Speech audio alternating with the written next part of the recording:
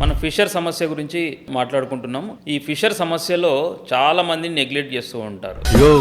Waste అవుతుంది కదా అని తినేవు పైల్స్ వస్తుంది సార్ నాకు అప్పుడప్పుడు ఆన్ అండ్ ఆఫ్ మోషన్కి వెళ్ళినప్పుడు మంటలాగా అనిపిస్తుంటుంది సార్, కొంచెం మజ్జిగ తినగానే లేదంటే పెరుగన్నం తినగానే తగ్గిపోతుంది అంటారు. కానీ ఇది దాన్ని అలాగే వదిలిపెట్టడం వల్ల ఇది ఫిస్టులాగా మారే అవకాశాలు ఉంటాయి. సో ఎర్లీ స్టేజ్లో గుర్తుపట్టినప్పుడు మనము ఈ ఫిషర్ను మెడిసిన్స్తోని తగ్గించుకునే అవకాశాలు ఉంటాయి. క్రానిక్గా మారిపోయి అంటే ఎట్లా ఉంటుందంటే, సార్ నాకు ఫస్ట్ ఇనిషియల్ స్టేజ్లో మోషన్ వెళ్ళినప్పుడు నొప్పి ఉన్నది సార్ అని అంటుంటారు. తర్వాత క్రానిక్గా అయినప్పుడు మోషన్ వెళ్ళిన తర్వాత కూడా గంట 2 గంటలు ఉంటుంది. కొందరిలో ఇక చివరిగా ఏమవుతుందంటే 24 గంటలు సార్ మోషన్ వెళ్ళినాక నొప్పి స్టార్ట్ అయ్యి 24 అవర్స్ ఉంటుంది సార్ విపరీతమైన అంటారు. అంటే ఇవి అన్ని స్టేజెస్ అనమాట. ఈ ఫిషర్ సమస్యలు స్టేజెస్.